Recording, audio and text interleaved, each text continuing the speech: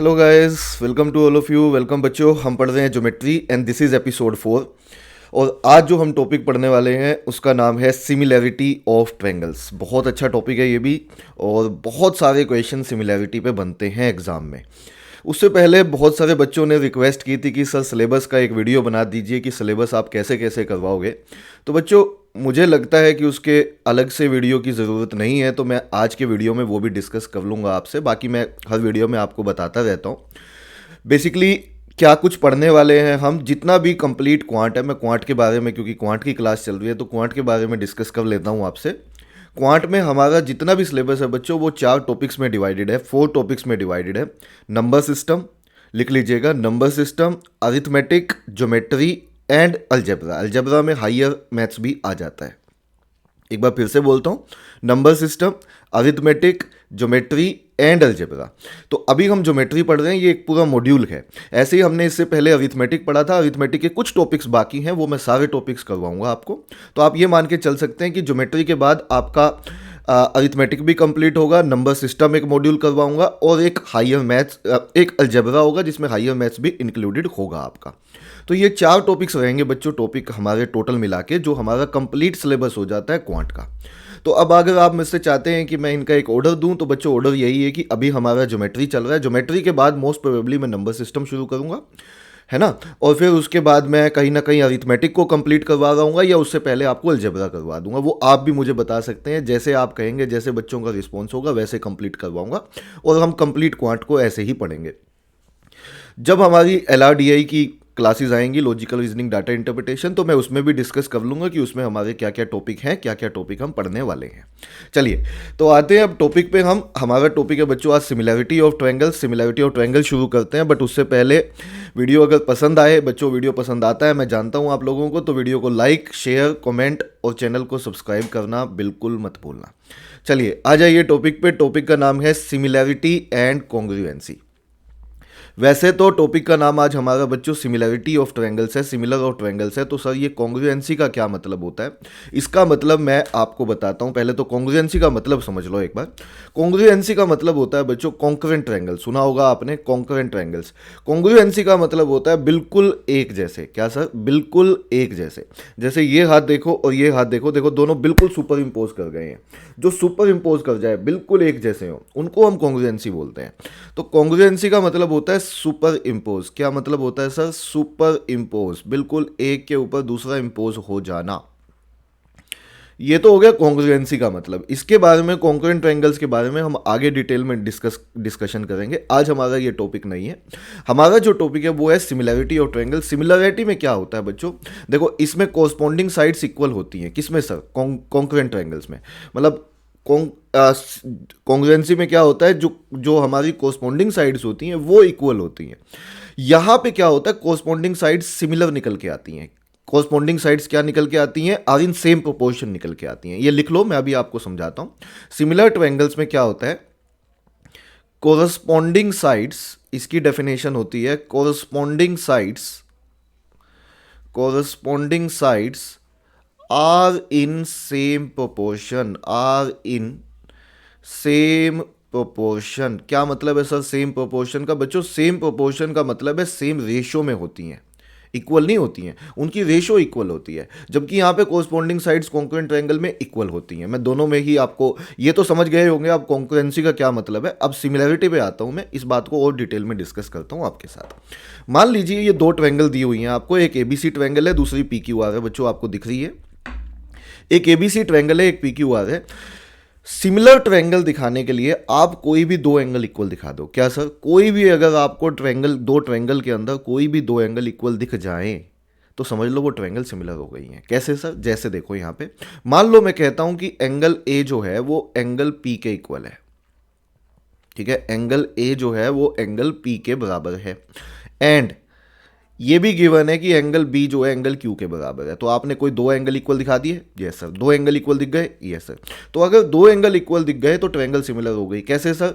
क्योंकि तीसरा एंगल तो अपने आप इक्वल हो ही जाएगा बेटा, क्योंकि तीनों एंगल्स का सम कितना होता है हमेशा? तीनों एंगल्स का सम हमेशा सर 180 होता है। तो तीसरा एंगल तो अपने आप इक्वल हो जाएगा।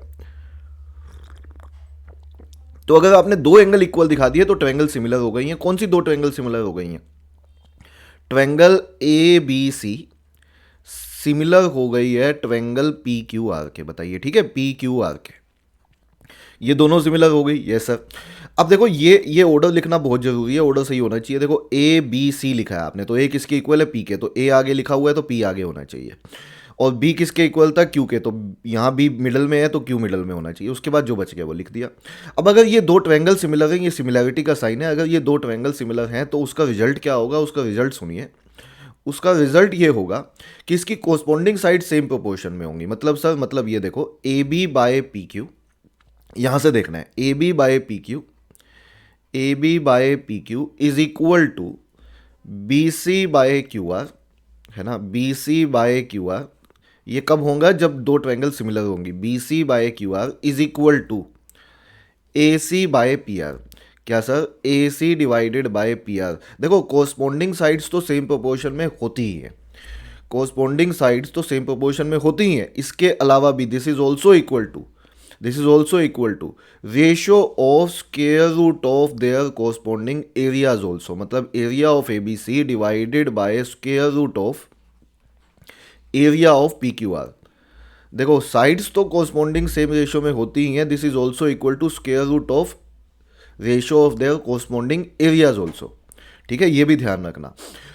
इतना तो होता ही है, एक दो बातें और बताता हूँ। This is also equal to, अगर मैं यहाँ से बच्चों एक परपेंडिकुलर डाल दूँ P1 और यहाँ से भी कोरस्पॉन्डिंग पॉइंट से एक परपेंडिकुलर डाल दूँ P2, तो इतना तो होता ही है, इतना तो होता ही है, बल्कि इनके कोरस्पॉन्डिंग परपेंडिकुलर्स का भी रेशो सेम होता है। कोरस्पॉन्डिंग परपेंडिकुलर्स का भी रेशो वही आता है जो रेशो आपके areas, square root of their areas का है, या जो साइड्स का रेशो है। इतना तो होता ही है। एक बात और बताता हूँ, एक बात और बताता हूँ, बस फिर हम सवालों पे आएंगे।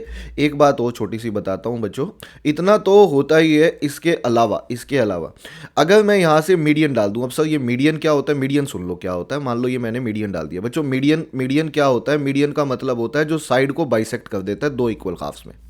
यहाँ पे लिखता हूँ, ये इतनी डेफिनेशन लिख के छोड़ रहा हूँ, अभी पता लग जाएगा आपको। मीडियन का मतलब होता है, दो काम करता है ये।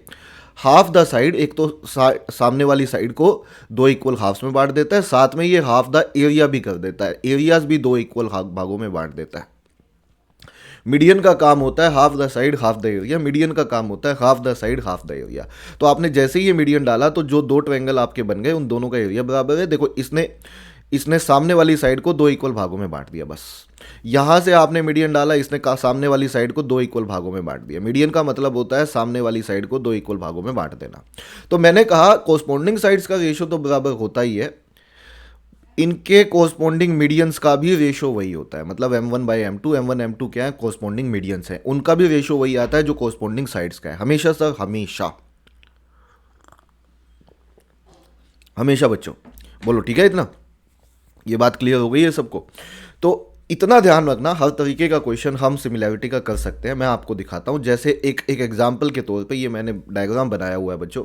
इसमें आप बताएंगे जरा इस एग्जांपल में कि कौन सी दो ट्रायंगल सिमिलर होंगी। जरा क्वेश्चन को ध्यान से देखो, बहुत अच्छा सवाल है।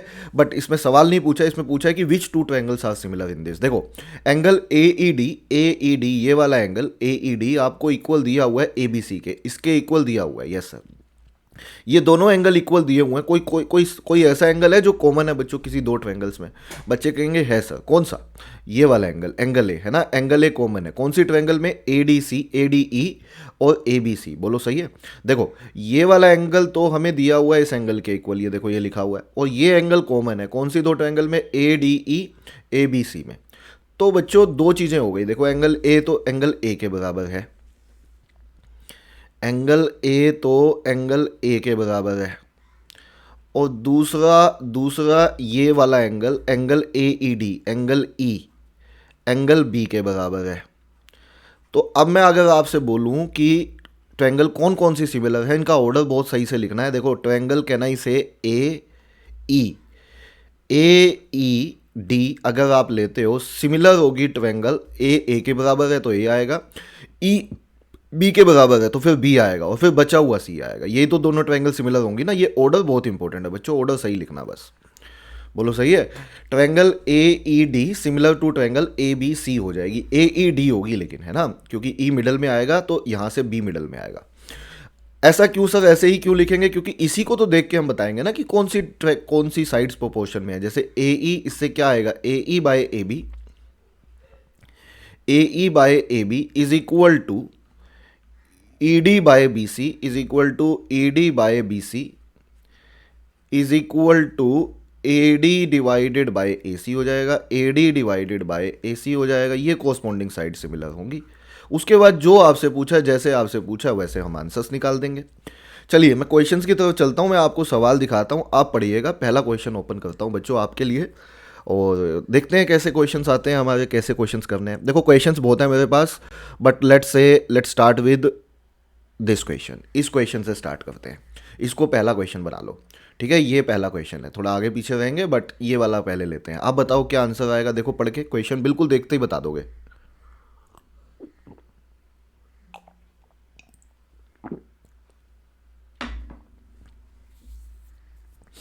देखो क्या कहता है question, triangle A B C and P Q R two similar triangles. A B C और पी क्यू आर दोनों ही सिमिलर ट्रायंगल्स हैं, such that the ratio of corresponding medians are in the ratio of 2:3। Corresponding medians का ratio 2:3 के बराबर में है। तो find the ratio of their corresponding altitudes. बच्चों कुछ करना है क्या, बताओ। अगर दो ट्रायंगल सिमिलर हैं, तो मैंने आपको क्या बोला था, अगर दो ट्रायंगल सिमिलर हैं, A B C triangle similar दिया हुआ है हमें ट्रायंगल पी क्यू आर के, तो क्या हम ये बोल सकते हैं, क्या हम ये बोल सकते हैं कि जो इनके कोरस्पॉन्डिंग ऑल्टीट्यूड्स का रेशियो होगा, कोरस्पॉन्डिंग ऑल्टीट्यूड्स का रेशियो होगा, वही तो होगा जो इनके कोरस्पॉन्डिंग मीडियंस का रेशियो है। यही तो हमने अभी अभी निकाला था। तो हमें कोरस्पॉन्डिंग ऑल्टीट्यूड्स का रेशियो निकालना है, मीडियंस का रेशियो 2:3 गिवन है, तो ऑल्टीट्यूड्स का भी यही रेशियो होना चाहिए, तो आंसर 2:3 होना चाहिए। यही क्वेश्चन का आंसर है, यही सवाल का सही आंसर है।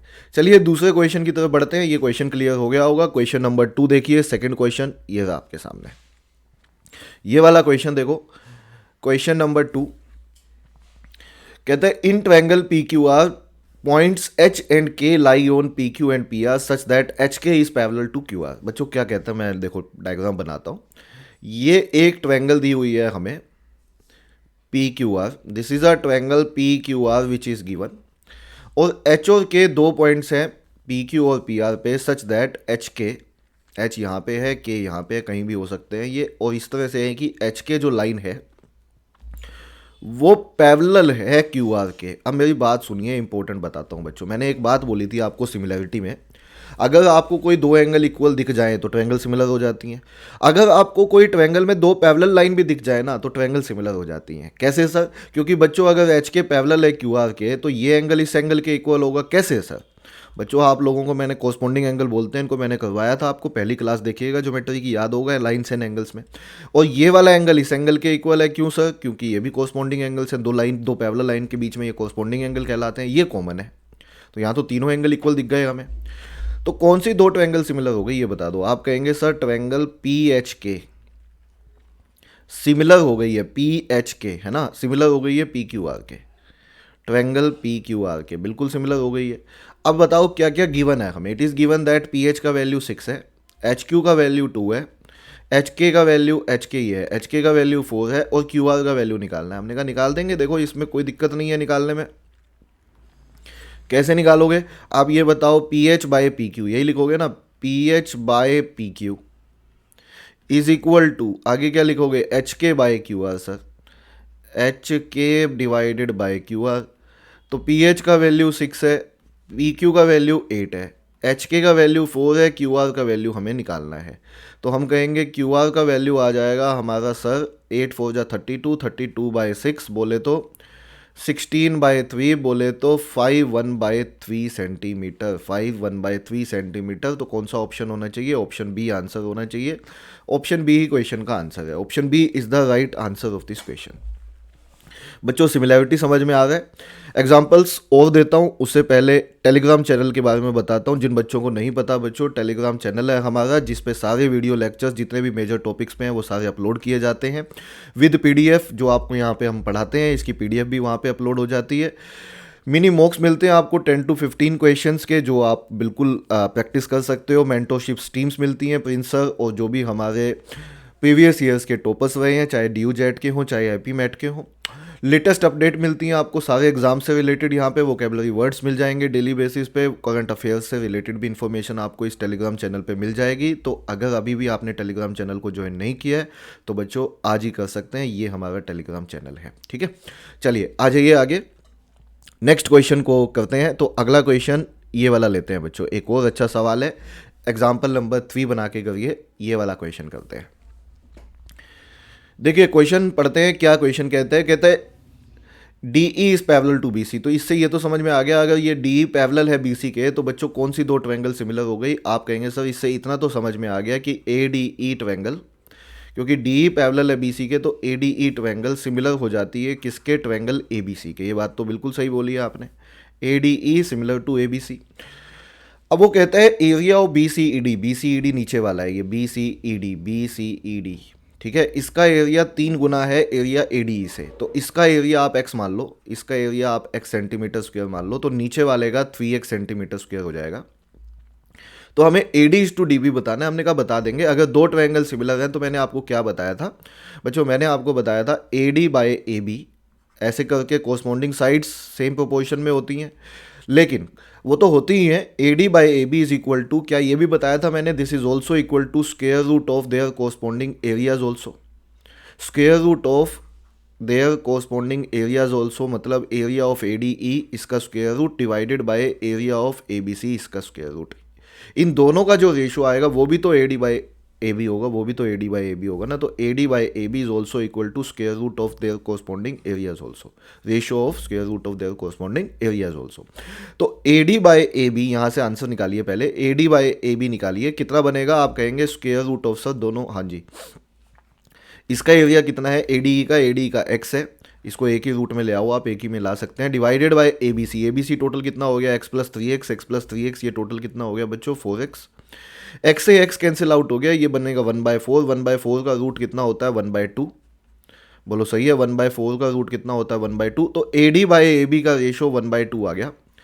तो ए डी यदि 1 है तो ए बी 2 है, ए डी यदि 1 है तो कंप्लीट ए बी 2 है, ए डी अगर 1 है तो ए बी कंप्लीट 2 है, अगर ये 1 है तो कंप्लीट 2 है, तो ये 1 होगी। तो रेशो क्या बनेगी, A D is to D B का रेशो पूछा था, A D is to D B का रेशो पूछा था, तो हम आंसर क्या कहेंगे, हम कहेंगे इस क्वेश्चन का आंसर बनेगा हमारा 1:1 आंसर होना चाहिए, और यही क्वेश्चन का बिल्कुल सही उत्तर है 1:1, 1:1 is the right answer of this question. Question और देखते हैं बच्चों, थोड़ा सा प्रीमियम कोर्स के बारे में भी बताता हूँ, जिन बच्चों को प्रीमियम कोर्स के बारे में नहीं पता है, तो हमारा प्रीमियम कोर्स है बच्चों, पेड कोर्स है, जिसमें आपको सारे थोरो लेक्चर्स मिलते हैं विद हैंड रिटन बुक्स, जिसमें इजी, मॉडरेट, डिफिकल्ट, असाइनमेंट सभी तरह के क्वेश्चंस अवेलेबल हैं, बड़े ही थोरोली क्वेश्चंस बनाए हैं और ये फैकल्टी द्वारा बनाए गए हैं।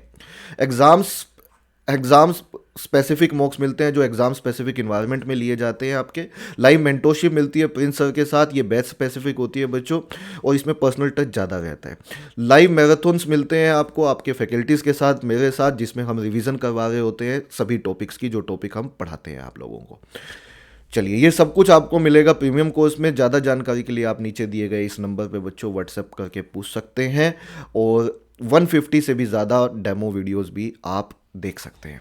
चलिए आ जाइए आगे बढ़ते हैं और ले लेते हैं एक दो क्वेश्चंस। देखो ये वाला सवाल लेते हैं बच्चों, एक और ज़बरदस्त क्वेश्चन है, ये वाला क्वेश्चन लिखिए, क्वेश्चन नंबर 4, और बिल्कुल आपको भी एक होमवर्क क्वेश्चन मैं ज़रूर दूंगा, सिमिलैरिटी अच्छे से समझ में आ रही होगी बच्चों को, ये मैं बिल्कुल एक्सपेक्ट करता हूँ। और आप बिल्कुल बच्चों ऐसा मत समझें कि सर कैसे करवाएंगे हमें नहीं पता नहीं बीच में ना छोड़ दें कोर्स। तो बच्चों मैं आपको एश्योर करता हूँ कोर्स को बीच में नहीं छोड़ा जाएगा, आपको पूरा कंप्लीट करवाया जाएगा जो भी आपके एग्जाम्स में आता है। अभी हम ज्योमेट्री पढ़ रहे हैं, इसके बाद मोस्ट प्रोबेबली मैं नंबर सिस्टम शुरू करूँगा, लिख लीजिएगा, आपको ध्यान रहेगा, ठीक है। थोड़ा बहुत आगे पीछे भी हो जाए तो इस बात की चिंता मत करना कि मैंने कुछ स्किप कर दिया, मैं स्किप नहीं कर रहा हूँ, मैं जस्ट हो सकता है टॉपिक्स को थोड़ा ऊपर नीचे कर दूँ। उसका भी कई बार कारण होता है बच्चों, कई बार बच्चों के हिसाब से कि हाँ मतलब एक टॉपिक जैसे अभी ज्योमेट्री पढ़ा रहा हूँ तो कई बार वो बहुत हैवी हो जाता है टॉपिक, तो फिर कोई लाइट टॉपिक पढ़ाऊँगा, ऐसे करके थोड़ा बहुत जंप कर सकता हूँ। बट येस, नंबर सिस्टम आपको पढ़ाया जाएगा, अरिथमेटिक कंप्लीट पढ़ाया जाएगा, कुछ मैंने पढ़ा दिया है, अलजेब्रा आपको पढ़ाया जाएगा बच्चों, अभी ज्योमेट्री कंप्लीट करवा ही रहा हूँ मैं आपकी। ऐसे ही LRDI की क्लासेस आएंगी तो उसमें भी मैं आपसे बात डिटेल में कर लूँगा इन सभी टॉपिक्स, इन सभी चीज़ों से रिलेटेड। चलिए आ जाइए क्वेश्चन नंबर 4 पे। ये सवाल करवाने से पहले बच्चों आपको पता होना चाहिए कि 1 मीटर इज इक्वल टू कितने सेंटीमीटर होता है, 100 सेंटीमीटर। ठीक है, ये बात एक छोटी सी है। अब देखो क्वेश्चन अच्छा है, क्वेश्चन करते हैं मिलके। एक अच्छा सवाल लिया है मैंने। कहते हैं man of height 175 centimetre, 175 centimetre का आदमी है, ये 175 सेंटीमीटर है, यहाँ पे खड़ा हुआ है। ठीक है, अब वो कहता है at a distance of 4 metre from a lamp post A B, कितने मीटर दूरी पे खड़ा है वो, 4 मीटर। 4 मीटर की दूरी मतलब 400 सेंटीमीटर की दूरी पे खड़ा है। यहाँ पे खड़ा है, लैम्प पोस्ट ए बी है यहाँ पे, ये लैम्प पोस्ट ए बी है, ये लैम्प पोस्ट ए बी है। If the lamp A is at a height of 5.25 metre from the point B on the ground, मतलब कि 5.25 मीटर मतलब कि 525 सेंटीमीटर, सेंटीमीटर में ले रहा हूँ मैं। ठीक है, from the point B on the ground, यहाँ पे लैम्प पोस्ट है, ए पे लैम्प पोस्ट है।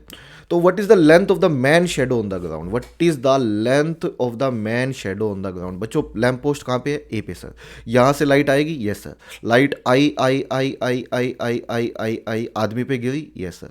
जैसे ही यहाँ पे लाइट गिरेगी, कैन आई से जो मैन की शेडो है, भाई आप अपने आप को खड़े करके देखो, यहाँ पे जो मैन की शेडो वो कहाँ बनेगी सर, पीछे। पीछे कहाँ पे बनेगी सर, ग्राउंड पे, है ना। ऐसे बन के यहाँ लाइट जाएगी और ये ग्राउंड पे इतनी शेडो बनेगी।